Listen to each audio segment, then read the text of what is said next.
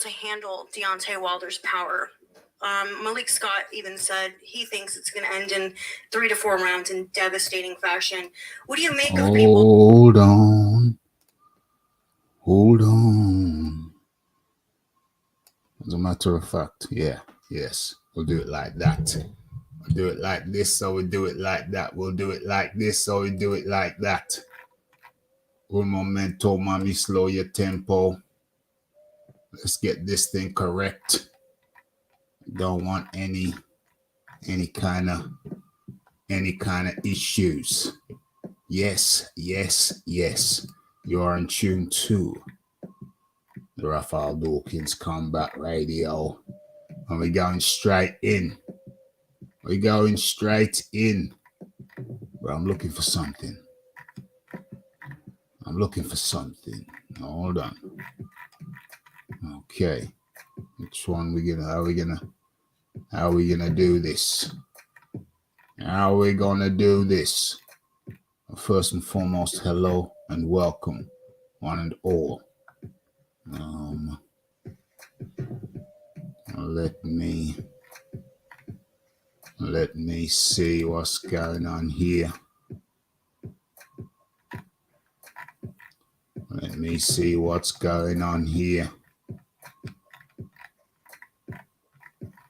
Trying to do this nice and sweetly.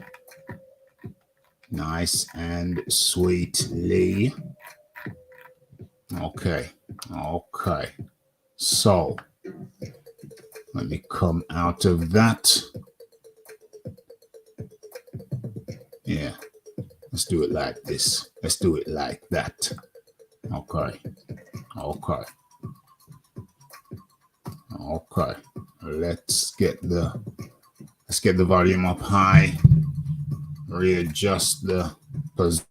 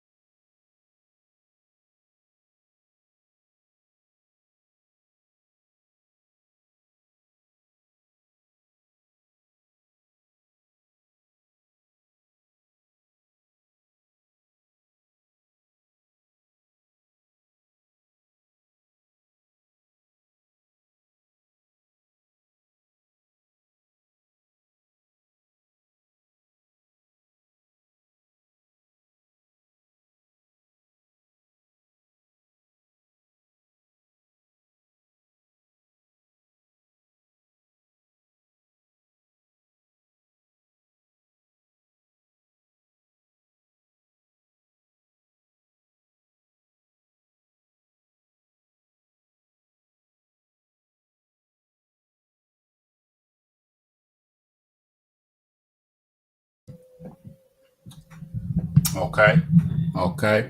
So I just realized we've been on radio silence now for the entirety of that thing. OMG.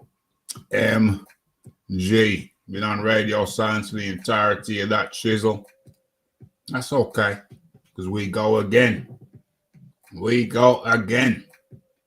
It's all good. It's all good. It's all good. We got the volume on now. Hold on. Hold on.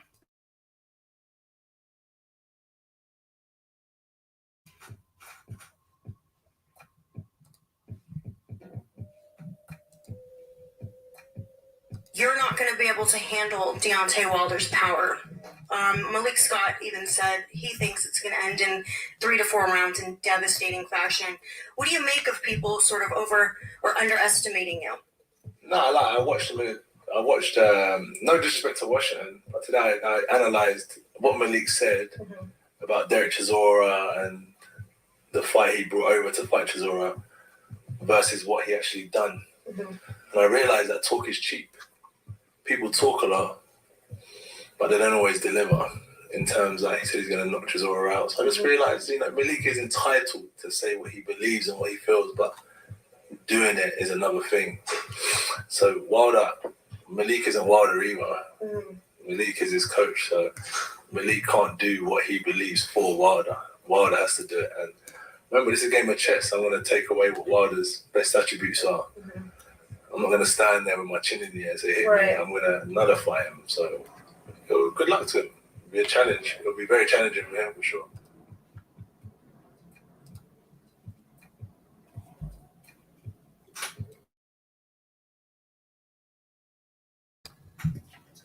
Yes. Okay. You have to excuse me. Just got back in from the gym.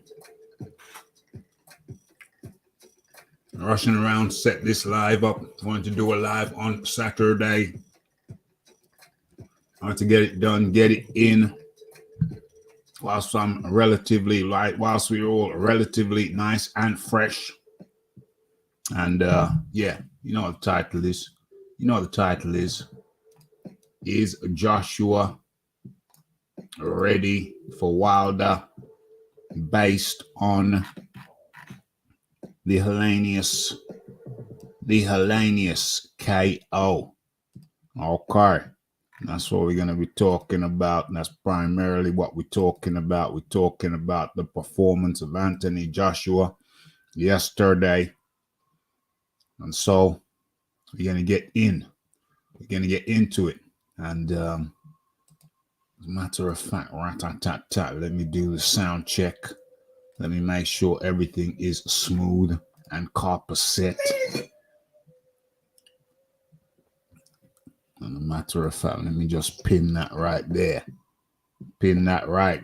Let's go. How's it sounding? As a matter of fact, let me just pin that right there. Let's go. How's it sounding? As a matter of fact, let me just pin that right there. Dang. Sound kind of crisp. Okay, so we're good. We're in shape. We're ready to go. Ready to do this. So let's go. Okay, who's in the house? It's the Leon Figures up in the building. Wilder KOs Joshua after a cagey few rounds. They both land heavy shots. Wilder survives. Joshua stays down. OMG. The Malcolm Marcel. Never seen a one-punch knockout from AJ till now. That's a good observation. A good observation. He normally throws punches in bunches. But not last night. It was clean, crisp, and clinical. Where are we? So, which one do I get out? Which one do I drop out? Do I drop that one out or drop the other one out? Okay, we'll get to that later on in the show. But for now, let's stick with this imagery. As a matter of fact, no. Let's drop that out. As a matter of fact, drop this one out. And let's get over. Let's get over to get a little bit of the footage.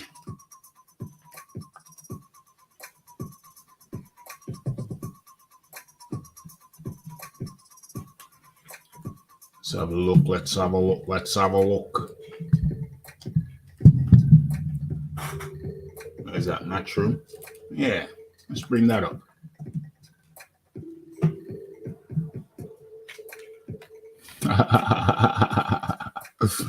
This was quite entertaining. Let's share this as we're warming in. We're warming in. Share this like so.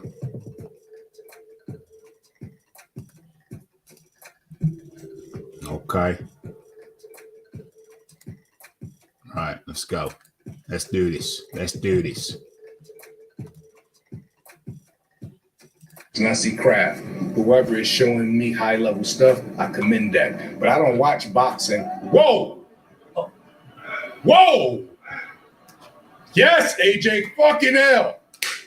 January, baby. What round was it? He clipped him cold in 8. 7. When I see boxing, I see craft. Whoever is showing me high level stuff, I commend that. But I don't watch boxing. Whoa! Whoa! Yes, AJ, fucking hell. January, baby. What round was it?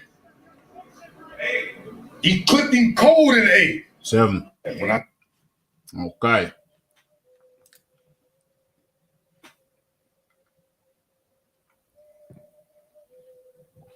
Okay, let's bring that down too. Get that out of there. And let's go to the footage. Let's get some footage in. What is this footage? No. It's a still clip. We need some footage. As a matter of fact, that might suffice. That might suffice. That might be the best option. Okay. Let's share that. Boom, boom, boom. Okay, how's that looking on the screen? Okay, we are all ready and set to get into this thing. Okay, so as you heard, Malik Scott has a lot of things to say. He's a spokesman now, trainer, head trainer and spokesman for Deontay Wilder. Joshua's response is, hey, listen, yeah, Wilder's a knockout merchant, but you don't think I'm just going to stand there. You don't think I'm just going to stand there with my chin up in the air waiting for him to hit me. You know what I'm saying? There's strategies, there's attacks, there's ways of going about things to minimize risk. Minimize the risk coming from the opponent, a dangerous opponent in the form of Deontay, the bronze bomber Wilder. So we're going to use anti-Wilder stratagem. How's the Rafi feel? Well, we're going to get into it. I'm going to tell you. But as a matter of fact, rat-tat-tat-tat, there's another clip that I wanted to share with y'all. So let me go ahead and find out. We're setting the table. We're setting the table. Where is this cat?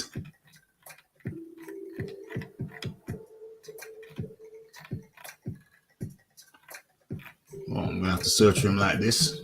Damn it. Let's go.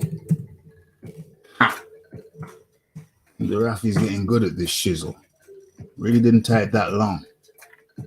Really didn't take that long for me to find what I was looking for. Okay. Shall we share this? Can we share this? Shall we share? Oh, dang. You know, all through this rigmarole, all this malarkey. Let me make sure. Oh, it just keeps the one picture. Oh, that's great. That's no issues there. No copyright issues there. All right, cool. Let's do it that way then. Assembly Sports TV here. Salute to the mighty. Okay, so we're going to listen to the head honcho over there at the LDBC and hear what he had to say. We're setting the table. Setting the table. Okay. Come on in. Come on down. All right, let's go. LDBC, Lions Den Boxing Community. For those who don't know, now you know. Smash the like button, hit the subscribe. Also hit the notification bell so you'll be notified when I drop a new video. Yeah. Smash all of them buttons for me.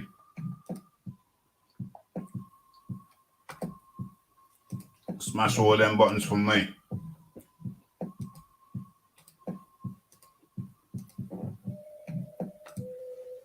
All right. There it is. Let's go. If you're digging the video, go ahead and share this joint.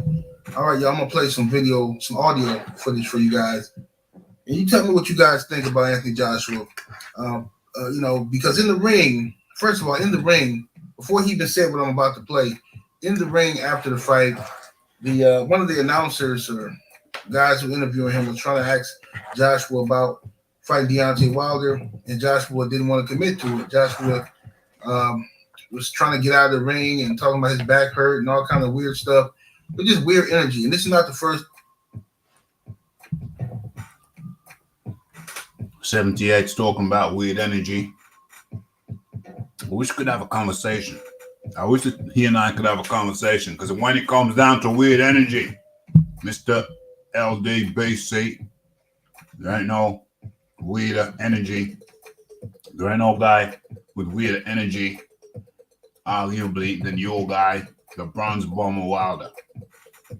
Talking about weird energy, talking about excuses.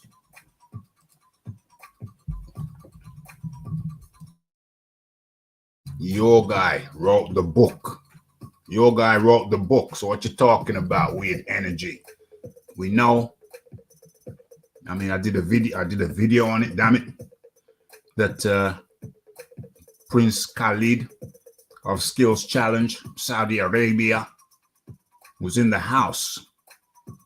He was actually sitting front row. He was hard to miss. He was a very rotund fella. He don't skip no meals. A very rotund fella. Okay. So, talk about weird energy, talk about excuses. Don't get me started. Don't get me started on the horseshoe, on the egg weight in the glove, on his trainer.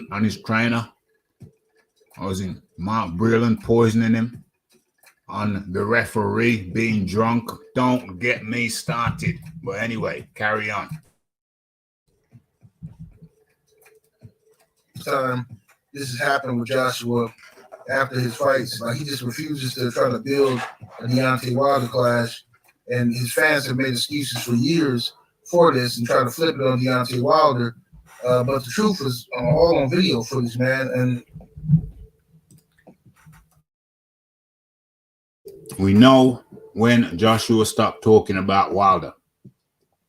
Joshua stopped talking about Wilder because he noticed every time he mentioned Wilder's name, Wilder came back with a new price. The price just got heavier. The price just got higher. Till at one point, Deontay Wilder got so bossy that he even said, well, the price don't change now.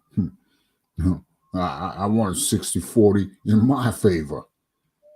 Remember that? Yeah, I thought not. But let's continue. there's more proof of that now. I'm about to play this. Now listen as the interviewer asks him directly about Deontay Wilder. This is after the fight. This is not in the ring. This is outside the ring. Let's listen to this. So Wilder next, Anthony. It's looking like it. That's all media spin. So the fans and the media dictate what I do, right? So yeah. Conor McGregor, what do you think? The man says it looks like it. He says Wilder next. Well, it looks like it. I mean, that's what the fans and the media spin, right? The fans and the media, they dictate what I do, right? Like, he was being sarcastic about it. Like, what is that about? Dude, that's all he's about to pay.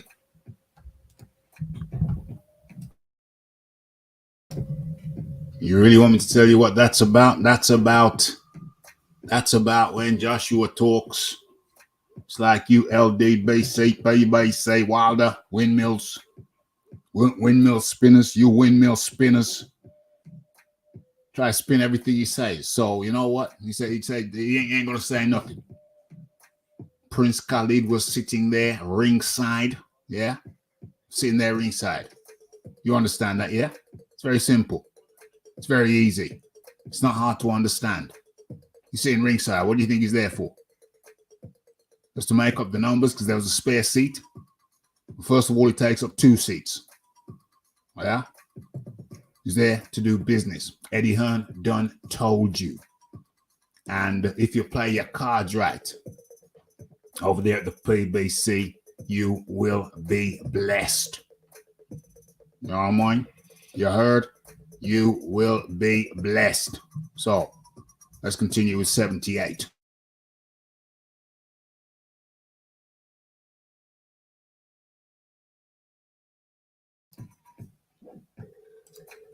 Pay you a boatload of money to fight Deontay Wilder. It's the fight that fans have wanted to see for 5-6 years. What's the problem? Well, longer than I don't know why I keep saying 5-6 years. Probably going on like 8 years. Why is it a problem? What is the sarcasm about? What is that about? Oh, the fans and the media, that's the spin they put on it. Or they dictate what I do. So he's basically saying like people are trying to dictate what he has to do next. Like you have an offer to fight Wilder, you have a boatload of money as that for that offer. Wilder's gonna knock you out. I'm telling you.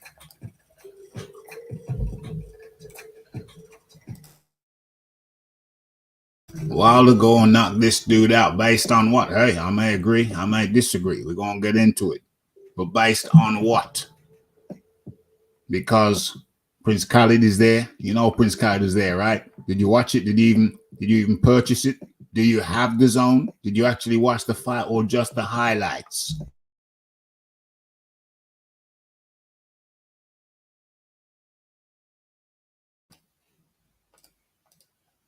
Wilder gonna knock Anthony Joshua smooth out, bro.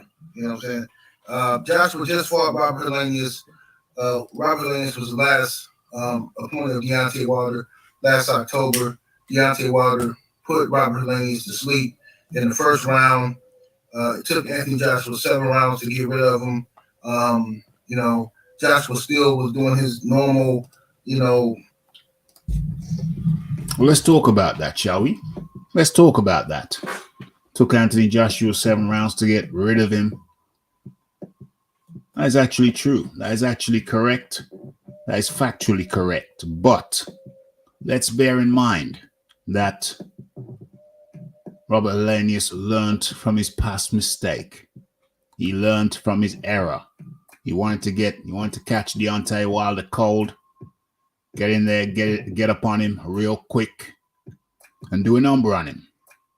But in doing so, he just allowed Deontay Wilder to do a number on him. So Deontay Wilder flipped the script on him and got up in on him. Planted that strange punch on the bridge of his nose. And put Helenius to sleep. I'm going to put you to sleep. Yeah, and he did a good job. He did a good job with a man showing barely any skill whatsoever. Just coming at him with his guard wide open. And leaving the bridge of his nose exposed. And got taken out by a very weird punch. I did a video on it. You can do a search and find that shizzle. But this was a very, very different Robert Helenius. And as a matter of fact, let this cat finish. Let him wrap it up and I'll do my fight analysis.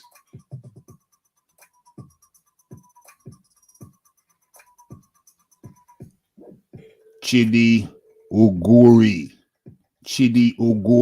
up in the building.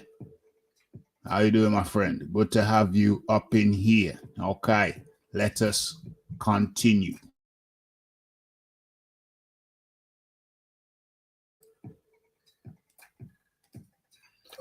What's become to be normal of Joshua, which is this hesitating and not sure of himself type of thing. And he finally listened to Derek James. Derek James told him, You know, you need to step into the right hand. You say you're throwing the right hand, but you're throwing it from without stepping forward. So you need to step into it. And he finally did it when Robert Helenius backed up into the ropes with his hands down. Joshua stepped into it and landed flush on the chin, directly on his chin, put him to sleep. All right, so congratulations to Joshua on that. But dude, like, enough is enough with this, man. Like, you gotta stop acting like you're afraid to build up the Wilder fight. Talk a little trash. Say, yeah, I'm coming for you, Wilder. Something, bro. What is this? What is this weird energy from AJ?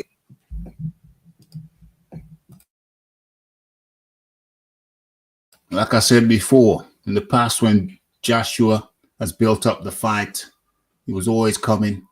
He was always coming with some opposite shizzle. So always coming with some opposite shizzle.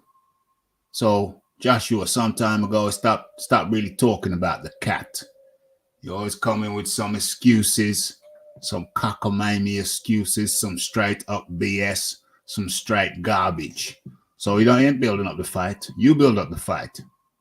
You build up the fight. Let Deontay Wilder build up the fight. Has Deontay Wilder built up the fight? I think not. Matter of fact, I think I've heard enough of you. I've heard enough of you. So let's get into my analysis. Let's have a look here. Let's have a look here. Absolutely, absolutely. Sit back and relax. We're not here for a long time. We're here for a good time. Okay. It's a Sunday special. Sunday special. Okay, so Leon Figures, I just cannot believe we're still discussing these two getting in the ring. How many years has this been going on? Dang. It's been going on for as long as this channel has existed. What's that, 5 years, 6 years?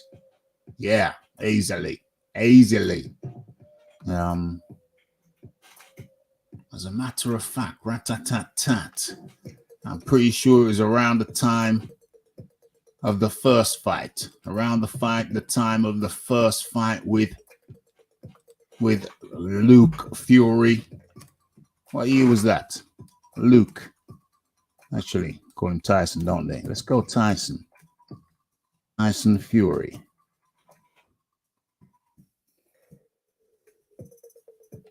Let's have a look. Let's scroll back.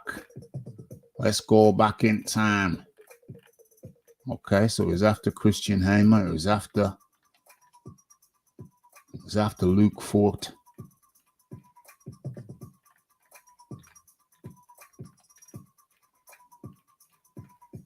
Fought Vladimir Klitschko and came back from his retirement. So look what we're looking. 2018. Well, that was 2018, 2017. So what's that? 6 years. 6 years. This channel has been in existence. Okay. So where are we? Where are we? I think it was after Joshua versus Klitschko. Wilder was commentating. Then his energy changed towards Joshua. Yeah. He was commentating. Yeah, it was over here. He was saying, this is lovely. This is lovely. Look at all these people. Probably never seen so many people in one place before in all his life. And then he started to haggle and change and switch and change. Obviously, he didn't want the fight. It's pretty obvious Deontay Wilder didn't want the fight because he was offered to him, and any normal person that would have jumped at it. They would have jumped at it.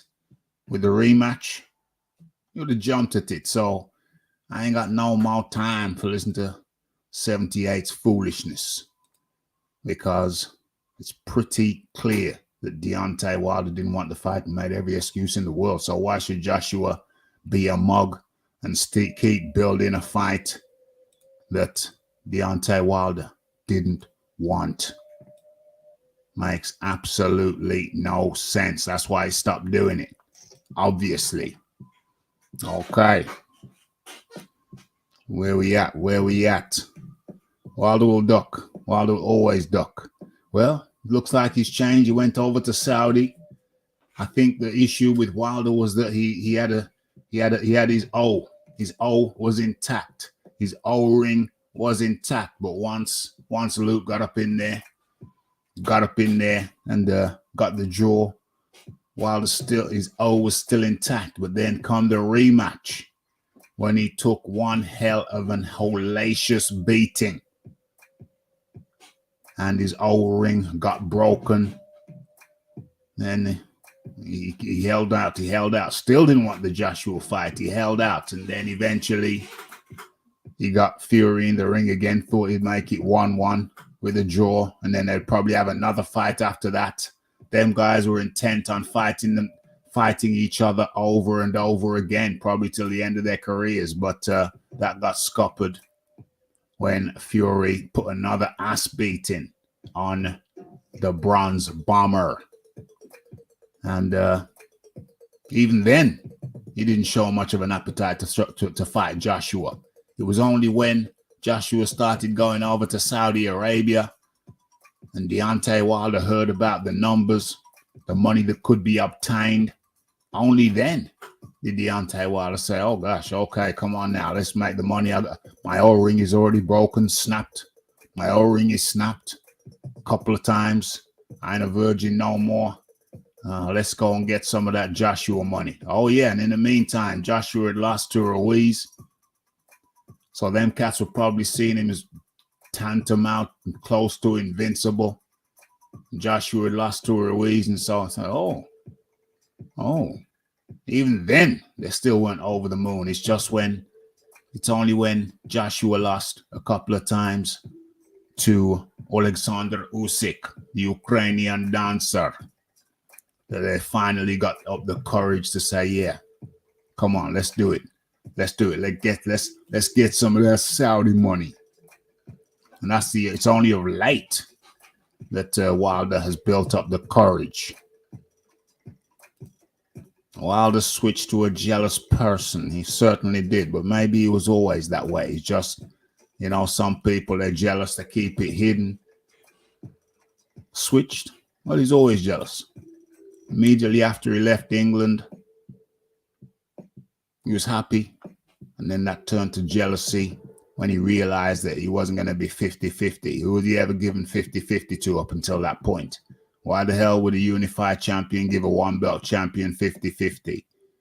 I was always opposed to that.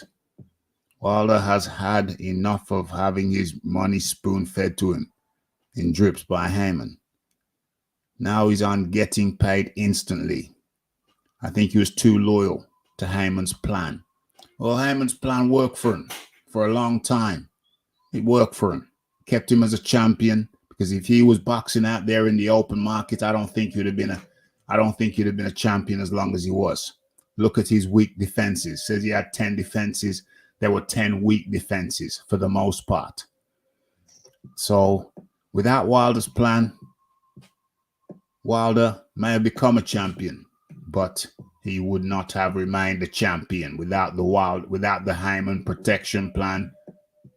So he does owe Heyman to an extent, but then Wilder outgrew the plan, and that's where he stands now. Defiant. He's his own boss now. He's always been saying that, but now it looks like he might actually be walking that path. Probably got his name up on the promotion, probably getting 10% of the promotion to his promotion company. Now he's turned into a proper businessman rather than one of Al Heyman's boys. Okay.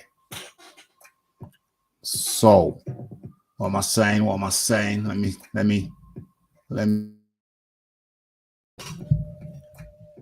me sit back, get comfortable, and say what I'm saying. Let me talk about the fight. Let me talk about the fight last night. Okay, some controversial stuff about to go down on the RDCR. You see, I probably don't see the fight the same way you saw the fight. I had Robert Helenius winning on points. He was winning the fight on points according to my scorecard at the point in the seventh round where Anthony Joshua knocked him out. That is correct. On my scorecard, Robert Helenius was ahead on points at the time when Anthony Joshua knocked him out in the 7th round. OMG.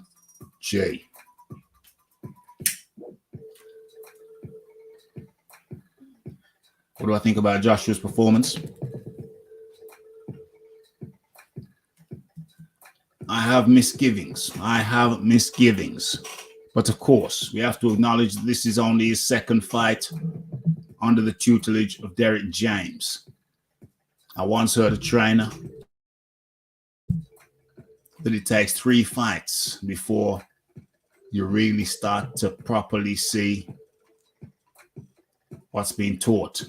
The trainer's style in the boxer takes 3 fights. This was the second one. And the glaring flaw for me was that Anthony Joshua was working out of range. As a matter of fact, let's bring that one down. There's a more appropriate image. Let's bring that up.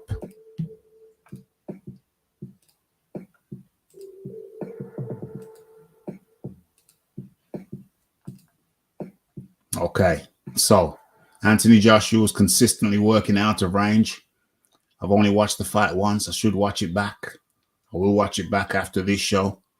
But Anthony Joshua was consistently working out of range. Robert Helenius was the taller man, was the longer man, was the bigger man. He was the bigger man. And I'll go on to say this too. Where is Helenius? So I got him up there. Let me get his stats up.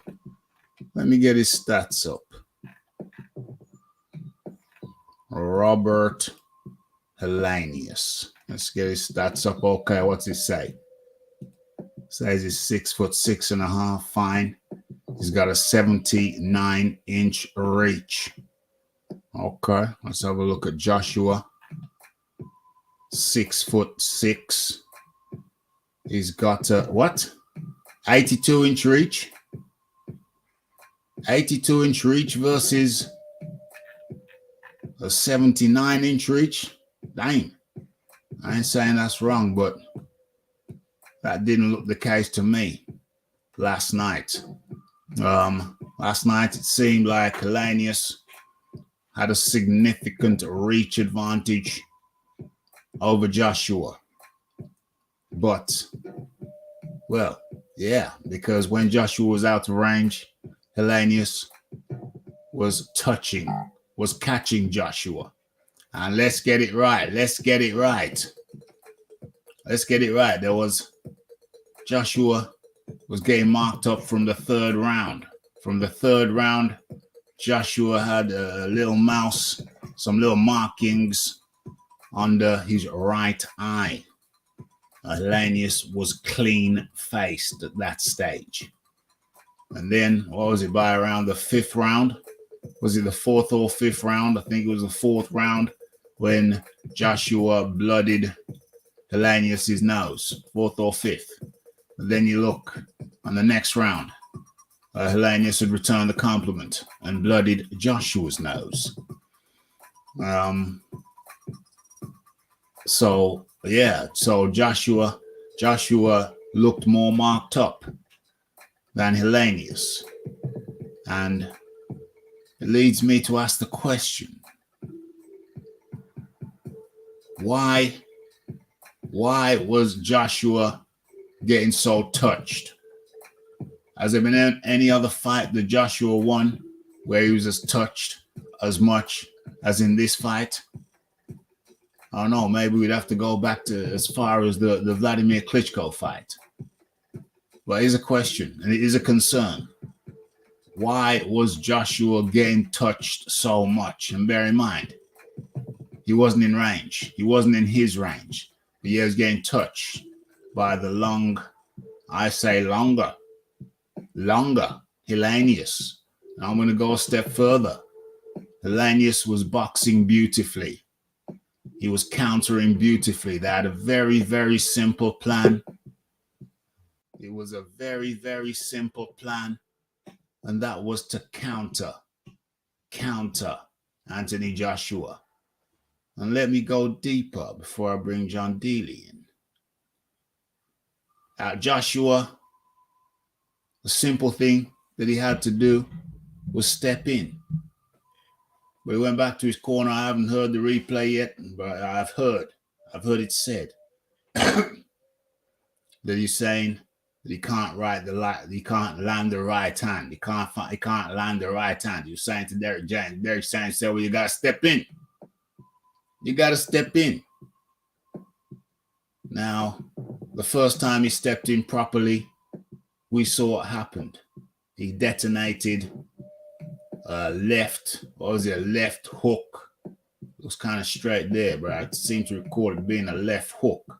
A right hook on the chin, on the cheek of the big fin. Not the big fish, the big fin. But it was some nice work. He punched, he used his left to punch Helenius's inside of Helenius's right glove. So that's some little techniques there. So that's some craft. He punched the inside of Helenius's right glove away and punched Helenius, jabbed him to the belly, then came over ferociously with the right hook. But my problem is that's all beautiful. And one punch finish. When was the last time you saw Anthony Joshua do a one punch finish? Legitimate one punch finish. It's been a while. But my issue is that why was Joshua getting touched up so much? Why was he getting touched up so much?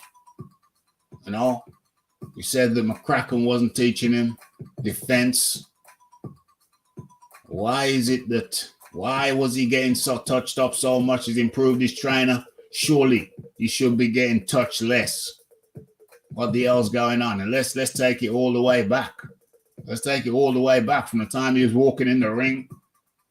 They had somebody in here, I think it was Fuzzy, saying, is it just me or does Joshua look nervous? Hey, I didn't want to say it at the time, but I tell you what.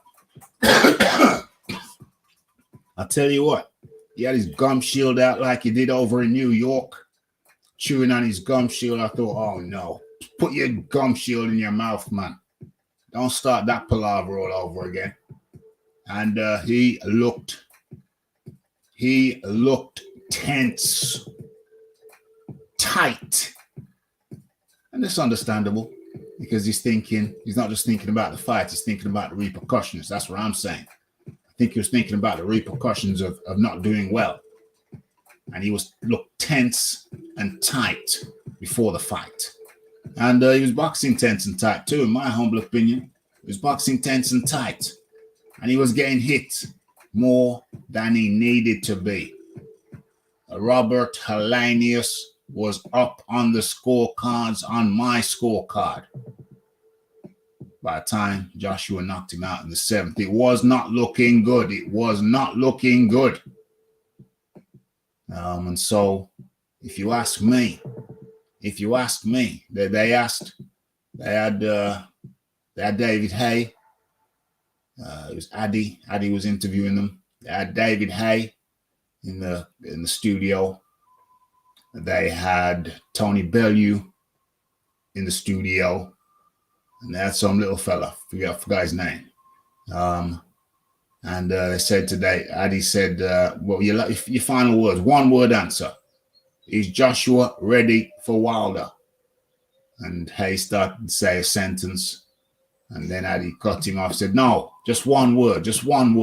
And Hay looked, how can I explain this in one word? He just said, all right, yes. And then went to Bellew. And then Bellew tried to thinking, well, how do I explain what I want to say in one word? Can't. So he just said, no. And I understand. After that performance there, with Joshua getting touched more times than I can remember and getting touched in a winning fight, it don't look good to me at all. I'm not saying he's not going to beat Wilder. And that's not what I'm saying. But I'm saying this is, you wouldn't want Joshua getting touched up in the face so much. before a Wilder fight. No way, no how. No way, no how. And yeah, I expected him to be more sound, defensively sound. And then in the interview, in the in-ring interview, Joshua says, well, yeah, you know, I've got to keep busy. Want to keep busy. I want 2 more fights. I want 2 more fights this year. I'm saying 2 more fights this year. 2 more fights this year. 2 more fights this year. Well, we're in August now, middle of August. Let's say fights in 2 months' time. First of all, the skills challenge people. King Khalid ain't going to like that. They came to wrap this up. They delayed wrapping it up until this fight happened, because this fight wasn't supposed to be happening. They thought he'd just be laying by the wayside until it was time. But no, Joshua, in my opinion, did the right thing. How does a fighter get better? By fighting. So he took this fight, and he said he wants 2 more fights this year. Well, let's look at the math. Let's do the math. If he fights again in 2 months' time, that's what? August, September, October. That's October. If he fights 2 months after October, what's that? November, December. And they're supposed to fight Wilder in January. Let's say they push that back to February. So he's going to fight in October, December, and February. I don't think so. I mean, from a purely commercial point of view, you know, the zone have got to pay him a certain amount, and I don't know if they're going to be able to manage that with that schedule. I don't know if it's going to be financially feasible, but on the other hand, Joshua would have taken a big pay cut, taken a big haircut on this fight. Because remember, to give him the money that he wants, needs, budgets for, his caliber, it's got to be pay-per-view. It's got to be pay-per-view. And this was not pay-per-view. This was standard the zone. So we got to give him a salute for that he would take a haircut just to keep himself or try to get sharp. But he fought for Jermaine Franklin a few months back, did the right thing, came back for this fight. And 2 more times, no, but maybe 1 more time. Maybe the end of October. So what's that? End of October, November, December, end of January. Very feasible. But the skill challenge people, they ain't going to want that. That's another risk. How do I feel? Do I think that Joshua beats Wilder now? I am the least sure that I have ever been that Joshua beats Wilder when they meet. At this point, I'm the least sure that I've ever been. Don't mean he can't do it, but I didn't like seeing him get hit so much against Helenius. But of course, Helenius is a different fighter, different style. Styles make fights. Different style to Wilder. As a matter of fact, I think that Helenius was just doing some very fundamental things, but doing them very nicely. So Joshua could beat Wilder, but I really didn't like seeing him get hit so much, and I didn't like him being behind on my scorecards. But that don't mean many fighters have been behind on the scorecards and come back to win. Let's talk about the victory. Let's talk about the method of victory. Look at that one punch. What is that? That right hook. I have to watch it again. Looked like a right hook, or it could have been a straight right. But either way, look at that shot. Took him clean out of the game. Took Helenius clean out of the game. So there's much speculating to go on, but Joshua's right. There's people always talking about his performances, the most scrutinized, the most criticized, and boxer out there. Most scrutinized and most criticized. I'm not setting out to criticize, just looking at the thing objectively, which does include some observations more than criticisms. I don't want to see him get hit so much, but styles make fights. Helenius ain't Wilder. Wilder ain't Helenius. But before I go to John Daly, let me put my glasses on. I notice everybody's copying the Rafi style of glasses. I had these for a year. People now just catching on. Errol Spence caught on. I notice Anthony Joshua's caught on in his post-fight press conference. But also good, so good, you know. Guess I'm an influencer now. OMG. It was Dyer before the KO. Yeah. Let's call it for what it is. You know what I'm saying? Let's call it for what it is. It was pretty dire. I think the late replacement offset him a bit, so I decided to go headhunting. Yeah. That's a fair observation. It's a very fair observation. Let's not forget that Helenius was in the ring just a week ago. So he was, and it was a 3-round fight. So he was primed. It was perfect preparation. He was primed. Couldn't say perfect. Very good. He said, step in behind the jab. Step in behind the jab. Yeah, step in. Get the jab and step in. Yeah. AJ didn't want history to repeat itself, understandably. True Benjamin, Private Benjamin up in the building. Sounds like an LDBC cat. You're welcome over here, my friend. You're welcome over here. The link to jump on. You're more than welcome to jump on in. So there we are. There is the link. Jump on in. Don't be shy. AJ going. So I believe somebody's going to sleep. The link is in there. Jump on in. Helenius throws more punches than Wilder. This is a late replacement, different dynamics of a fighter. Why Wilder doesn't have a temp like Helenius? Yeah. True? That's true. Wilder and Joshua both ducking Andy.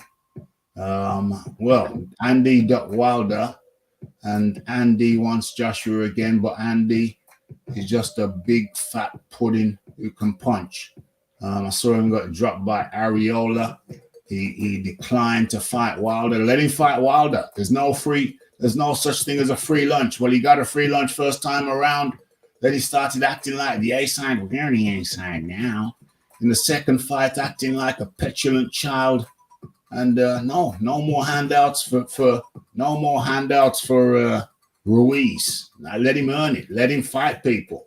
Let him fight Wilder. Why is he running away from Wilder? You know what I mean? He couldn't even finish Old Man Ortiz. Let's not get it twisted. Wilder will get his head boxed off. Well, there you go. You see? Opinions, opposite opinions. And in comes the man like the John D. Lee. John D. Lee, how you doing? Yeah, I'm good, thanks, bro. Excellent. A bit later than I'd predicted, but we're here now. Yeah. I mean, I just want to put an idea out there. Okay. This was actually a bit of a Deontay Wilder-esque performance. I see where you're going. Very reminiscent of maybe the second Ortiz fight. I see where you're going. I see exactly where you're going. And then when Deontay Wilder does this, yeah, we hear about life-changing power. Yeah, he's a genius. When he does, he's a genius. He lost every round, and then he turned it on. And also, AJ did actually keep his shape better in this fight than when Wilder does things like this. Yeah, and he didn't lose every round either. No. And I think Helenius was a lot more cagey than he was against Wilder. He has historically, if you actually watch his fights, and there's a lot of them, after the first time he got knocked out, he became very awkward. Yes. And so he does know how to be awkward. Did AJ look gun shy? Yes. What effect on his hesitancy will scoring a devastating KO have? Because he hasn't knocked out anybody like this for a long time. I can't remember the last time he knocked somebody out with one punch. People in the chat, when was the last time Anthony Joshua knocked somebody out with one punch? It's like it's a long time. Long. I mean, was the Dillian White KO one with a one punch KO? It's at least two. No, it was a combo. Yeah, exactly. So it's been like a really long time since he's done this. For real. So why does nobody think that will help heal the hesitancy that we've seen? Well, we saw him cock a hoop. He couldn't wait to jump out the ring, get in with the people. He actually went off to talk to his dad, didn't he? Well, dad and some others. Yeah. I think his sister was there. But obviously, there was a huge weight lifted off his shoulders when he finally got a KO win and a highlight reel KO win. Huge weight. One of the things that I've been saying when I was advocating Washington as a fight was he needs a KO for his own confidence. For real. So I agree with anyone who says he looked gun shy. I'm not sure Helenius was actually ahead on the cards. I need to watch it again. I think there's an element of Helenius doing better than expected and AJ looking tentative and frustrated. I'm pretty sure my scorecard's good, but yeah, I mean, you're watching. It was a nothing, wasn't it? Because you give in Helenius points for spoiling. Well, no, I was giving him points for landing more shots. I'd have to go back and watch it, but AJ was landing the jab quite consistently. What he wasn't doing was getting close enough when he was landing the jab to let the right hand go. Yeah, I haven't seen he was landing the jab to the chest. Helenius was landing the jab to the head. I mean, I'd say it was a bit of a nothingy, like nothing. You could do, but then damage in MMA. I don't know about boxing, but in MMA, damage is a big thing. So damage isn't scored in boxing. Yeah, there you go. So a bit different in boxing. And like in boxing, AJ was the aggressor, wasn't he? In boxing, AJ was the aggressor, but he was the one getting his face busted. No, it's like that's why I'm saying there wasn't a lot in it. But when you're getting your face busted, I think that counts. Like with Zhang and Joyce, although Zhang was outlanding him. That's a different thing, though, because that's a different thing because Zhang was outlanding him. But still, the damage on the face, it's telling.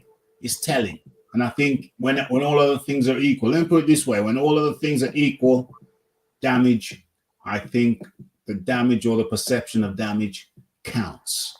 Well, I'm not saying that AJ was definitively ahead on the cards. I'm not really sure who was because I didn't score it.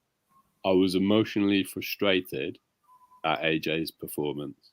I thought he looked tentative. And it looked like he was too hesitant. Yeah. I think the overarching thing in all of his performances since he lost to Andy Ruiz is he can only follow a game plan. He can't make his own adjustments. And when he said he wasn't finding the right hand, Sorry, carry on. And when he said he couldn't find the right hand, Derek James said land the jab to the chest and follow it up, which is actually how the KO came, and it was a straight right. Right. It was a peach of a straight right as well. Yeah, it was peach. It definitely. Yeah, and I mean maybe it's helped by the fact that if you catch Helenius, he gets put out easily. I mean, I'm not. But then if you look at a lot of opponents, but Dillian didn't put him out. Chisora didn't put him out, so it's not like Helenius don't know how to box. I mean, he beat Chisora and the Dillian White. Although I haven't watched that for a very long time, I seem to recall that was a close fight. It was a frustrating fight. He definitely knew how to frustrate Dillian. Right. And he scored a big power shot on Dillian early on that made Dillian think twice about going for it. That's right. He was being touted at one point as the potential successor to Vlad.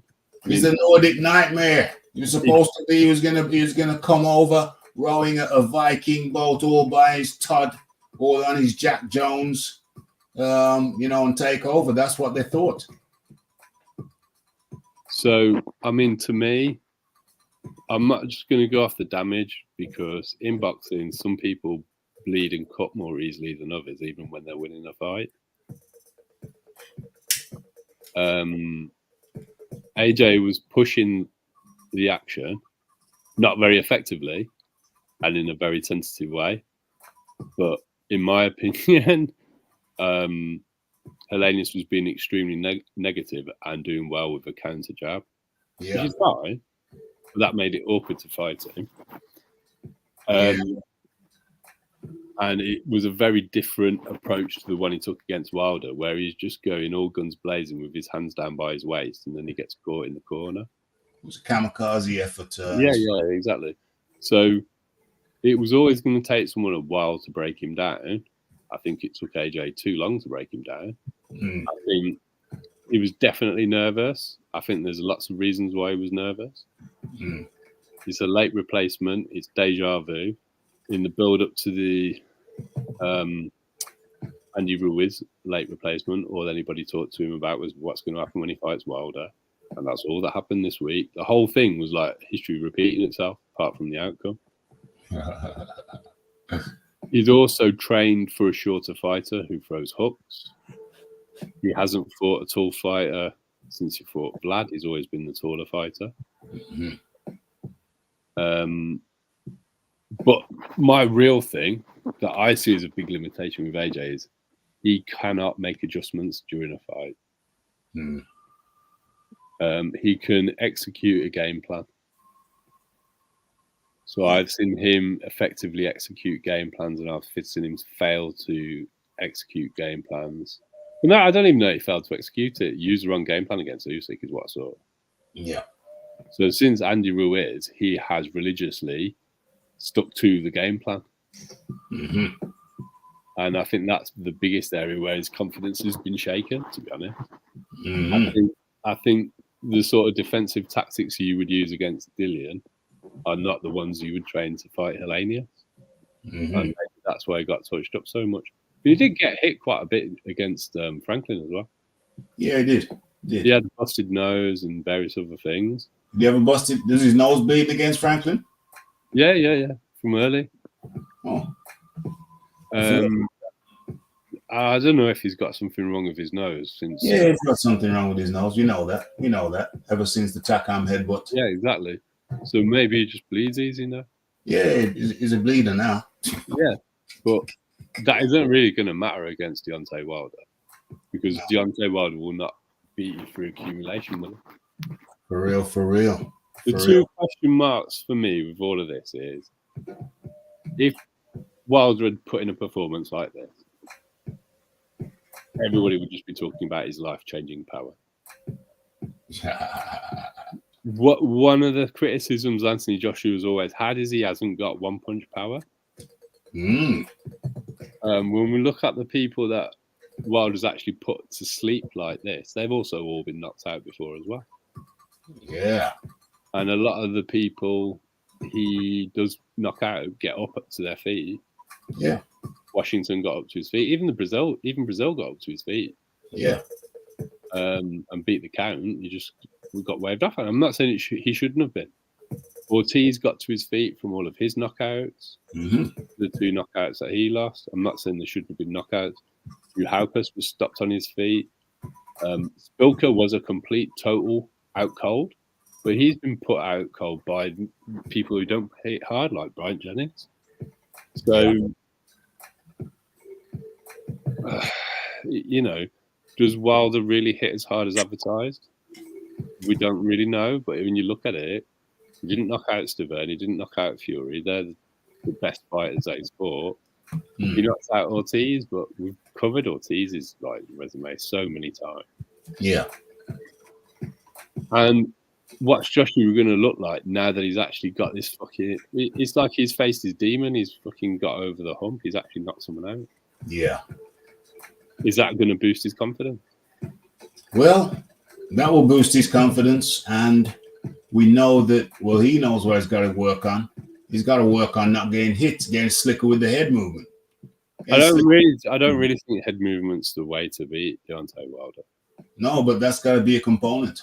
No, to me, I vehemently argue against this. Go Yeah. back and watch the Ortiz second fight. If you actually look at that, Ortiz was winning by fencing. Yeah. With the lead hand. Yes. And if you go back and you look at the Fury fight, there wasn't a huge amount of head movement going on. Then he kept his head off the line, but it wasn't a lot of head movement. It was landing his jab and pushing him back with the jab. So I think he just needs to keep his head off the line and step into his jab and put Wilder on the back foot with that, and watch what Fury did, to be honest. Because with Wilder, he has to touch you with his jab to throw the right. You go back and watch the Ortiz fight. Ortiz is winning by fencing with the lead hand. And then just before Wilder lands his right hand, Ortiz switches to head movement, and that's how he gets the jab off and lands on him. Well, because Wilder doesn't need to land an effective jab; he just uses it as a measuring stick. Yeah, you've got to take his jab away from him. You don't, because if he touches you with the shoulder, that's enough for him to go with the right hand. If he touches you in the chest, it's enough for him to go with the right hand. So if you put him on his back foot so he can't get his jab off, he won't throw the right hand. Yeah, well, I agree with all of that. He just wants to practice. Yeah. Stepping into his jab and keeping his head off the line. Yeah. Keeping his head off the line. Well, yeah, keeping his head off the line, off the center line. Yeah, absolutely. I agree with that. I think it's the exact thing he needed before fighting Wilder.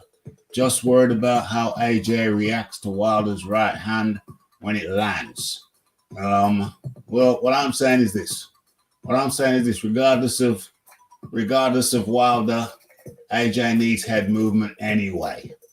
There's no way he should have been getting hit as much as he was. Yes, there are mitigating circumstances. He wasn't training for Helenius, fair enough. But either way, anyway, you just shouldn't be getting hit that much at the top level. Usyk's not going to get that hit that much. Wilder, Fury is not going to get hit that much. So I'm not sure that's actually strictly true. Did I just say Fury? You're saying Fury gets hit a lot? I've seen him get hit a lot. By whom? Otto Wallin. Yes, that is true. He did get hit a lot by the southpaw Otto I've seen him get hit a lot by Derek Chisora in their first fight. Yes, that's a fair, accurate statement. Yes.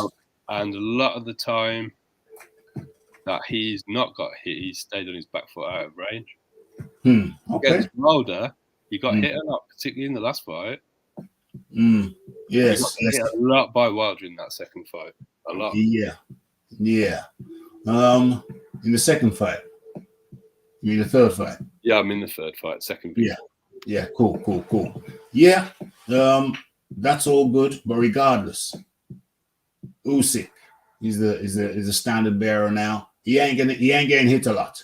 I'm saying you have to aim for the highest level, and Usyk ain't getting hit a lot. You shouldn't be getting hit that much, in my opinion, at the top level. So I think this is good. They can go away now and say, well, hold on. Why was I getting hit so much? And I know Joshua is an analytical kind of guy. He will say to Derek James, hold on. Why was I getting hit so much? And there's something that they will have to work on, even though your point, I think, is a good point. It's all about the jab. Yeah. Well, my main point. Hold on. It's all about the jab, and that's fair enough. But regardless of all of that, at the top level, to me, you should not be getting hit that much, although counter-argument to that is it happens. Somebody says it happens from time to time. You give an example, it does happen. Yes, it does happen, but Joshua has got to go back to Derek James and ask him why I was getting hit so much, and they have to break that shizzle down. And we joined by our man in the Caribbean, was getting a bit worried about him. I ain't seen nor heard of him in 2 weeks. So I was getting a little bit worried. But he's here. He goes by the name of Iron Kong. How goes it, Rafi? Good to see you. Good to see you. Good day to the Venerable John Dealey, First Minister of Birmingham. Peace be upon you, my son. What's up, Rafi? Yeah, man, talk to me, bro. Did you watch the fight last night? Indeed, I did watch the fight. Talk to me, Kong. It went pretty much like how I thought it would go. I see people commenting on Joshua like he got busted up. Someone in the chat actually said it. Like, I don't think Joshua's nose ever been the same since he got a headbutt from Carlos Taka. That's right. Like when he fought Povetkin, his nose started bleeding, and it just bleeds very easily. No. Yeah. When Taka headbutted him, I think he just damaged his nose, and that was about it. That's that Cameroon forehead. It went pretty much how I thought it would go. I mean, when Helenius fought, it's weird, right? So Helenius fights Wilder, and he gets knocked out in 1 round. I remember after that fight, people were wondering if that fight was a fix. I had people on YouTube saying openly they think that fight was a fix. Because Robert Helenius did something that was so uncharacteristic, where he just basically ran into Wilder with his hands down. Yeah. And his face up in the air. Yeah. And he got clobbered. People were wondering on social media and on YouTube if that fight was fixed. Yeah. Helenius fights like how he fought Anthony Joshua. That's how he normally fights. Yes. Fights tall, you know what I mean? Back foot, long jab, backhand. That's how he normally fights. Very cautious, you know what I mean? And it's like Anthony Joshua is supposed to fight and beat up Robert Helenius on, 6 days notice? Yeah. 6 days notice. You think if Helenius had run forward with his hands down on Anthony Joshua, he wouldn't have been laid out quicker? But no, Robert Helenius fights like how he normally fights. And I guess a lot of people have never watched Robert Helenius fight before. And to see that he normally fights like that. Cagey, fights long, fights tall, keeps you off of him. And Anthony Joshua did his work, took his time, and did his work. The same people bellowing and belly aching are the same people that was going to do that anyway. If he had knocked out Robert Helenius in one, they would have belly ached. I don't think Joshua has any new haters. I think he's always had these people hating him. It's just that some of them are more open now about it. I've never seen a man get such a spectacular KO. And all these people are pundits. Oh, that wasn't good enough. That wasn't good enough. If he fights Wilder like that, he's going to get knocked out. Well, I'm sorry. Is Deontay Wilder suddenly this superstar boxer, this bionic man, this cyborg, whatever? This is not the same man. You understand? That gets old. To be honest, Go ahead, John. Sorry. If he fights Deontay Wilder like that, he'll be using Deontay Wilder's own style against him, essentially. Waiting for that opening for the right hand. Right. Patiently waiting, prepared to lose every round until you land the right hand. Yeah. That's how Wilder fights. That's how he fights. Deontay Wilder has got a really boring fight until someone lands first. Wilder fights, as you said, the same every time. He gets outboxed and loses rounds every single fight until he can finally right hand. And when he couldn't against Tyson Fury, that's when a problem came. Mm-hmm. Understand? So I see people know, oh, Malik Scott, he's talking. Malik Scott threw a fight against Deontay Wilder. Yep. He was brought in to primarily be Deontay Wilder's hype man. Yep. To kiss his ass and to tell him nice things and to start this Wilder propaganda. Mm-hmm. I'm not here for it. We have no idea what physical shape Deontay Wilder is in. He beat Helenius in that one round when Robert Helenius ran in with his face up and got punched like he was supposed to. We don't know what state he's in. So when people talk to me all of a sudden, oh, it's like all of a sudden this Wilder character has become larger than life. Y'all just finished saying this dude was a bum the other day, but then you see, you have to start this train now, because a lot of these people are Tyson Fury fans, and you have to make Deontay Wilder sound like this monster that Tyson Fury defeated and everybody else was ducking. Not the Deontay Wilder turned down every single offer to fight Anthony, including $100+ million for undisputed, and openly admitted, yeah, I turned on the fight. Yeah. I ducked Anthony Joshua. Yeah. No, all of a sudden it's, oh, you can't fight. Obviously, Anthony Joshua is not going to fight Wilder like that. Are you stupid? For real. You don't think he has enough sense to have a game plan to try and do something different? But you see, when you're somebody that really dedicates yourself to this sport, people want the worst for you. And these people do not want Anthony Joshua beating Wilder, because if he beats Wilder, not only does it collapse pretty much an entire YouTube community, it also collapses, well, it will collapse two sides of the YouTube community. Damn. The fake pro-black ones and the ultra-nationalist Tyson Fury ones. Damn. So you have to create this monster. You understand? All of a sudden, but go ahead, John. Sorry. No, it's all right. I mean, the other thing that's totally getting overlooked is, why does nobody ever consider what's going to happen to Wilder when Anthony Joshua lands on him? No. Apparently, Anthony Joshua, as he said in his post fight, yeah, I'm going to stand in front of Wilder like an idiot. Yes, apparently. Well, it's not even that. It's like, why is somebody all one-way traffic? It's just a matter of time until Wilder lands on AJ. When we've seen Wilder KO'd, beaten up, ragged like a rag doll by a man who's probably not as physically strong as AJ and doesn't punch as hard as he does. A man that ran from Klitschko because he was scared of Klitschko's power, but felt he could take Wilder's power.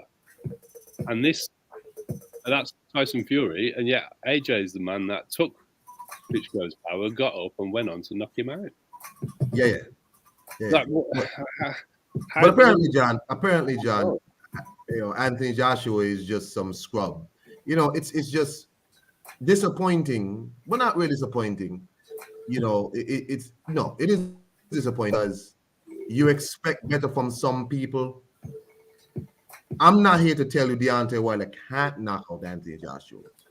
He definitely can knock out Anthony Joshua. But Anthony Joshua can definitely knock out Deontay Wilder. Well, I'm actually going to sit on the fence about it, because he couldn't knock out Tyson Fury, a man that's been put down by cruiserweight, a man who doesn't necessarily have the best chin. The only real measure we've got of Fury's chin is him getting hit by Wilder. But we don't have a true measure of Wilder's power, because he's never knocked out anybody better than knocking out Helenius. And if Anthony Joshua had fought the same people that Wilder had knocked out, I think he'd have knocked them all out as well. They've got all common opponents, and they've all been knocked out by both of them. But we're supposed to believe that Wilder's power is life-changing and AJ's power is not the same. No, it's not the same. No, apparently it's not the same. But I just find it disappointing, Rafi. The fight was a good fight. Yeah. I thought Helenius fought how he was supposed to fight in that thing. I thought he came out well and got his shots off. He wasn't winning the round, No. but he got his shots off and he gave AJ good work. Remember, Rafi, when we were talking about possible opponents to maybe emulate some things about Wilder, maybe his height and whatnot. Yeah. Because he didn't like the Dillian White, because Dillian White really doesn't emulate anything with what like Wilder. Exactly. Right? Helenius at least gives him a gauge about with height. And remember, I've said on here before, AJ does not fight people shorter than him well. He fought Helenius and he knocked Helenius out cold. Yes. Taller than him, his size, and it gives him a better idea as to distancing and whatnot. Yeah. Now the sparring should include Efe, Lawrence Okoli. You know what I'm saying? People like that. It was a good fight to me. Not, you know, the more rounds Anthony Joshua gets, because the man's career has been stalled out for a good while now. And his comment after, I see it upset a lot of these bums on social media. Yeah. He said, my back hurts from carrying the heavyweight division. He's right. Sure. The man has been carrying the heavyweight division For because real. he's the one who ain't ducked nobody. On top of that, the saying he wants 2 fights and refusing to say whether he's going to fight Wilder next. How can you honestly ask this man if he's going to fight Wilder or Fury ever again? Exactly. How can you take either of those 2 men seriously until he's got a contract signed and they go into camp? Well, I said at the beginning of the show, at the top of the show, I said that I played. Were you listening to the top of the show, Ankon? No, I just actually stopped through. You haven't seen me, Rafi, because I'm once again engaged in academics, in academia. So I've been preoccupied. You know, assisting some history students. So I'm not going to be on the boxing stuff. You might see me on Twitter every now and again, Instagram, but that's okay. Well, that's cool. That's cool. At the beginning of the show, at the top of the show, I played a video from 78 Sports mentioning the same things. Yeah, mentioning the same things you said they were mentioning over there. About why won't Joshua promote? Why won't Joshua promote the Wilder fight? Why the hell would he when Wilder has declined every single time? Why the hell would he? And when he promotes it, they're acting like, oh, you see, Joshua needs Wilder. No. So Joshua is making a stand. He's not talking about Wilder anymore because every time he talked about Wilder in the past, the price went up to the point where Wilder got so audacious, so bossy that he had the nerve, the audacity, the temerity to say, well, it should be 60-40 to me now, when the man was nowhere near the economic entity of an Anthony Joshua. Still isn't. But what I'm saying, Rafi, that's always what these people want. They always want Deontay Wilder to get some sort of on the publicity. Remember, Wilder wanted to come, is it after the Klitschko fight or at the Parker fight? Wanted to get in the ring. Yeah. AJ said, why would I allow this guy to get in the ring? We haven't even signed a contract. Why am I hyping a fight with him? Yeah. He don't want to sign nothing. What he really wants is just attention, because he's trying to sign some fight coming up. It's going to be probably another pay-per-view flop. Yeah. And what they really want is for Joshua to start talking about Wilder so Wilder can get even more popular. Yeah. And for what? Sign a contract. They saw it in England. Get the fight signed, and then we could start talking about that. But I completely agree with Joshua and Eddie. Don't give this man no publicity until they actually sign a bloody contract. The only reason he has the opportunity in Saudi is because of the connections already made by Anthony Joshua and Eddie Hearn. For real. His money has dried up in America, completely dried up in America. There's no more money to be made. So he has to go to Saudi with his hands out. And who's there for him to fight? Anthony Joshua. Anthony Joshua. I mean, Anthony Joshua is the key. He's the key to all of this. Without Anthony Joshua, nothing ain't happening for Wilder. Anthony Joshua is the key. So is the key. Okay, let's use their terms. He's the king. He's still the king in terms of Deontay Wilder. He's still the king. So why? What was he Wilder who said the king? King when he was talking about fighting Dillian White. What did he say? A king only fight king. A king don't fight peasants. But yeah, he's got 39 peasants on his resume. What's he talking about?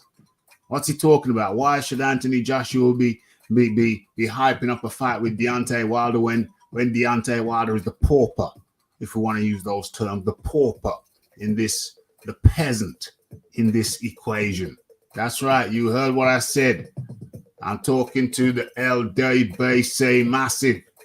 Anthony Joshua is the king to Deontay Wilder, and Deontay Wilder is the pauper, the peasant. The LBDC don't want Wilder and Joshua to fight. I agree with John. They don't. They would prefer this fight never to happen. They don't want it to happen. And let's be honest, every time a PBC fighter fights a non-PBC fighter, they get found out. Yeah. And the reason they get found out is largely due to inactivity. For real. I don't know why anybody thinks that Wilder's ahead going into this fight.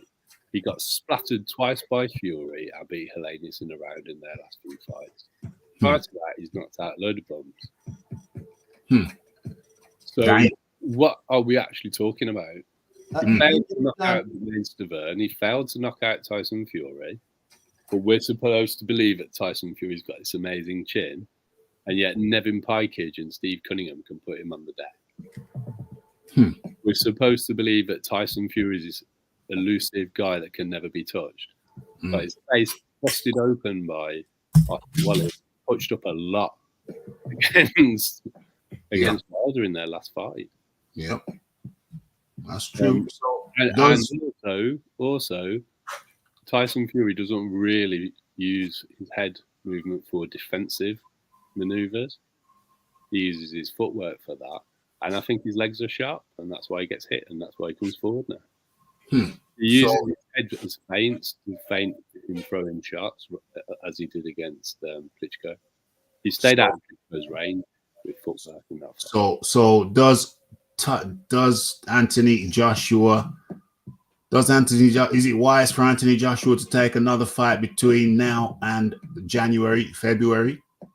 I think it's wise for him to be as active as he can be, because for me, the glaring problem with Anthony Joshua is he doesn't have confidence in his own decision making, and that's due to a lack of activity.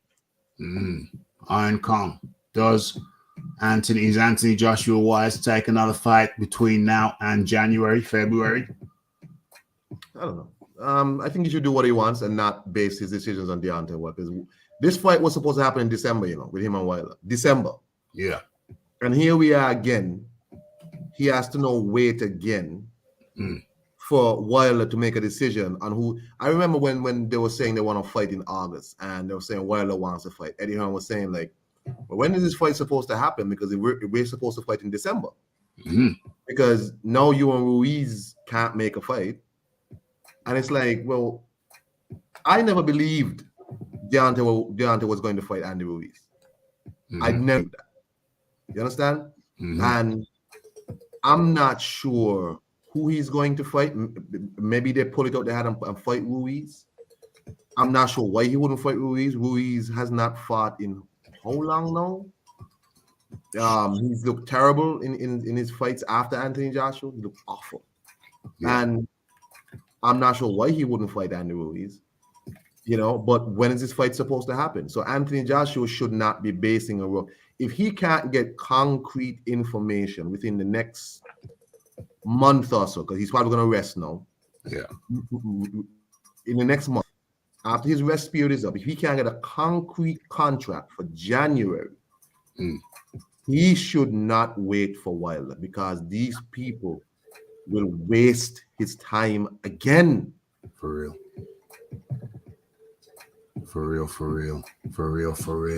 Okay. And Joshua keeps highlighting the fact that inactivity is what's made him suffer. For real. what's the biggest criticism of him? He took up boxing late. He's learning on the job. Now he has no pressure to defend any title, and he's prepared to take pay cuts to have fights from his own subscription. Yeah. Why shouldn't he just fight some more mid-tier people? Yeah. I mean, according to everybody else, he's done anyway. If it's just on DAZN, are DAZN really going to complain about having more product to showcase? More product. What you saying, Con? Yeah, as you said, just fight some, mid-tier opposition. Just get your work done. Yeah. These people don't care about him anyway, so just do what you want to do. You know what I mean? Yeah, but absolutely. If he doesn't get any concrete information with that, but Rafi, I didn't get a chance to get you and John Dealey opinion. After this is done, by the way. Yeah, no, because we coming to the end. Yeah, we'll carry on. On Dillian White, though, I mean, what's your opinion? Because it seemingly Dillian White gonna go down the road of Jared blame Eddie Hearn. Well, it's an adverse finding. Right. It's not a finding saying we have found this in your system. They're coming out and saying it's an adverse finding. So what that suggests to me is that they can't say we found X in your system, we found Y in your system. We're just wondering why the levels are off. There's supposed to be a profile. You're supposed to have a profile, and the profile don't add up. It's not what it's supposed to be in our estimation. We have to investigate. We have to find out where your balance, why your profile, your chemical profile, blood work profile. We have to find out why that is not fitting the shape that we expect. So they could easily come back and say, okay, it was an adverse finding, but we haven't found any banned substances in his system. Okay, off you go. You're free to fight. And I think that is a distinct possibility. I don't think Dillian White could be so foolish to think that he could evade the PED people, the authorities, in that way. I don't think so. So we're going to see. But what if you asking me what I think the outcome is going to be? I think the outcome is going to be that it was an adverse findings, but we didn't find any banned substances in his system. John Dealey. Well, I think you just need to let due process run its course. I mean, I've already said I'm suspicious that people are trying to prevent Eddie Hearn from putting on big pay-per-view events because he's tried to put 2 on in the last sort of 12 months, which was Ben Eubank and White AJ in the UK. And they've both been scuppered through this adverse finding situation now, when it came to light that Conor Ben has been acquitted. I don't think Conor Ben handled himself well in the process. It looks like Dillian White is handling himself quite badly, trying to say it was Eddie Hearn doing it on purpose. But Eddie's made less money, so I find that difficult to believe. No, I don't. John, my thing is, if Eddie Hearn has the ability to manipulate VADA tests, why would he use that ability to not have the Conor Ben situation? Well, that's my point. So if you actually look at this, the people who have gained out of this situation, if there are any underhand tactics being deployed, would be Boxer or Frank Warren. They have prevented their rival putting big shows on, or it's just what it is, or it's just what it is on the surface. We'll never be able to prove any conspiracies like that. I think it's suspicious, but my suspicions are not that it's Hearn. I don't even think how you could possibly think that Hearn benefited from this in any way, because I think Joshua would have knocked out Dillian White quite easily, to be frank. I think that would have. I think the fight would have been done earlier. Yeah. So this idea that Eddie Hearn's protecting Anthony Joshua from a man that keeps getting knocked out from uppercuts seems mental to me. However, DAZN took a massive haircut on the cost of the event because they couldn't put it on pay-per-view. And they had to take a big hit on their revenue last year for an event they'd booked and invested in, because that didn't go ahead. So if anybody is doing anything, it'll be Frank Warren. Well, I can't prove that. I don't know that it's even possible for somebody to corrupt VADA like that. However, there's been lots of suspicious adverse findings in the course of the VADA clean testing program. Yes. There's at least 2 other clear-cut ones that are dodgy, and that prevented fights from going ahead when there was no case to answer. So I cannot believe it's Eddie Hearn, mainly because he's one of the people that were affected badly by this. He suffered as a result. He did not benefit from it. He suffered. As to whether Dillian's innocent, I'm on the fence until the process has been completed. I wouldn't be surprised if it turns out that there is no case to answer. Banned substances. Yeah. No case to answer, like Conor Benn. Okay. Yeah. I just the last thing on this. I would hope it turns out to be nothing. But Dillian really could not have expected Eddie Hearn to keep him on the card. No. Obviously, Matchroom is going to be extremely skittish about anything like this. So of course you're off the card, and you know his social media release saying, "Oh, he wasn't given a chance to prove he's innocent." Dillian, this process is going to take a long time. Of course. They have to get you off the card, so you can go ahead and do that. Who knows? If the Wilder fight don't happen, Jan, you might be fighting Joshua in December. If nothing comes of this. So you can't expect Eddie Hearn, who just went through whatever with the Conor Benn saga, still has this bum, Simon Jordan, still bringing it up. You know, you have to, of course they're going to take you off the card. You can't prove your innocence in a couple of days. This is going to take a while. It's going to take a while. You know what? We've done our duty. We've done the duty. Come on here, and we need to talk about the Joshua situation, because there's a whole heap of things, crocus bag of things are going to be said over the coming days. You know, the Rafi just wanted to get a jump, going to get a jump on this stuff and chop it up, the pros and cons, the fors, the why nots, and do it on a Sunday where everybody's relaxed and chilled. And you know what? I think we've done it. So the Iron Kong has reemerged. He's busy with academia, up doing worthwhile work with the students. So Iron Kong, good to hear from you again. And just give us your final words, please. I think we've done what we came to do. So today is Flag Day for the flag of the UNIA ACL. The organization started by the most honorable and excellent Marcus Garvey. Yeah, people would know it as the Pan-African flag, which is the red, black, and green flag.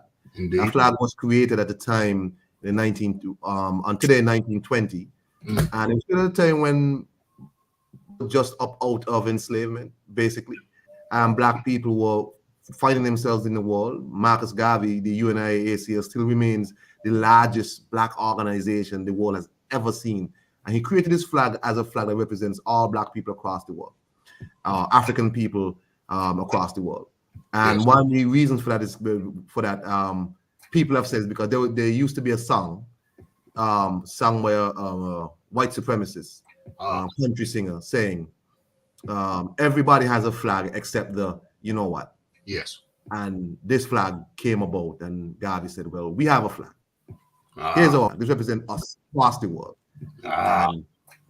You know, I want to shout out the memory of the great ancestor, the most honorable Marcus Messiah Garvey. Absolutely. And his famous saying, which I told my sons the other day, and I tell them almost every day: intelligence rules the world, ignorance carries the burden.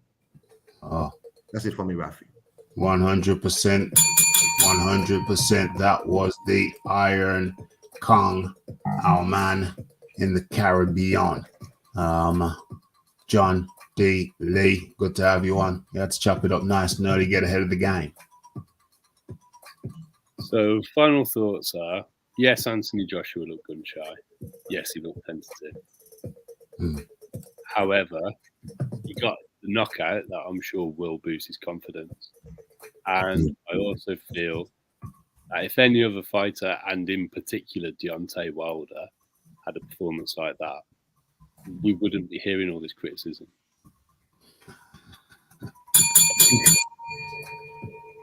Very well put by the John D. Lee. Very well put indeed. What was I looking for right just here? What was I looking for just here? Very well put indeed. And let me open this up as I give my closing arguments. Where are we? Let's bring this up since we've just been talking about it. Where is it? Where is it? Is that it? Yes. Yes. Yes. Yes. Okay. So let me see if I can shuffle this around. Can I shuffle it? Can do different things on different platforms. Okay. There it is. That's the pan, commonly known as the Pan-African flag. Now, Anthony Joshua did look tense, did look tentative, but John D. Lee does make a very good point. If anybody else did that, certainly for Deontay Wilder, put that performance in. Losing some of the rounds. We've seen Deontay Wilder lose all the rounds and then come back and pull a win. So for Anthony Joshua to lose some of the rounds, in the bigger scheme of things, it ain't that bad. And if Deontay Wilder had done it, he'd be praised for it. He'd be praised for it. Tony Reviews waits till the very end to jump in and say what he say when he could have come in at any other time. He could have come in earlier. OMG. How's he done at the top? If Wilder had done that, he'd be praised. He'd be patting him on the back. Come on now, make it make sense. Going to Saudi matters not. Tweakalicious will duck. OMG. I hope Tweakalicious don't duck this work. I hope Tweakalicious don't duck this work. Some may have taken heart from Joshua's performance, saying, nah, without bearing key and pertinent factors in mind. The late replacement. And most of all, when was the last time you saw Anthony Joshua with a one-punch KO? Helenius is not Wilder. Wilder is not Helenius. Styles make fights. It's going to be a different style and a different fight come the time when Deontay Wilder finally laces up his boots and gets in the damn ring once and for all. Even now, people ain't sure he's going to do it. Even now, people ain't sure he's going to do it. Let's have a look at this. Tony Reviews comes in at the end when the referee's trying to sign off. Wilder beat Helenius in one round. First solid shot he landed. Well, I'll counter that straight away. Joshua took out Helenius in the first solid power shot that he landed to the head. Okay, that's my response to that. Helenius had a full training camp going into Wilder fight. Well, Helenius had a full training camp going into his last fight, the previous fight before Joshua, which was exactly 7 days prior. So he was coming off full training camp and a 3-round fight. Okay, AJ on the other hand, with 7 rounds and looked scared at times. Well, we acknowledge that he looked tentative. You know, he knows there's a bigger picture further on. So yeah, we acknowledge he looked tentative. We acknowledge he looked edgy. Perhaps nerves was a factor. Every fighter goes in there with a certain amount of nerves. But the bottom line is, he took the guy out with one shot. And bear in mind that Wilder can't box. Wilder ain't no boxer. Helenius is a boxer, but Wilder ain't no boxer.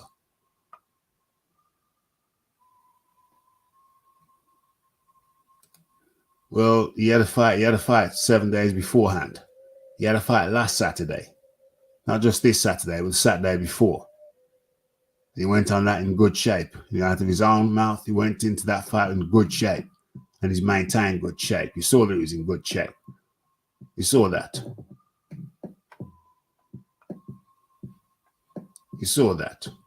No, who didn't win?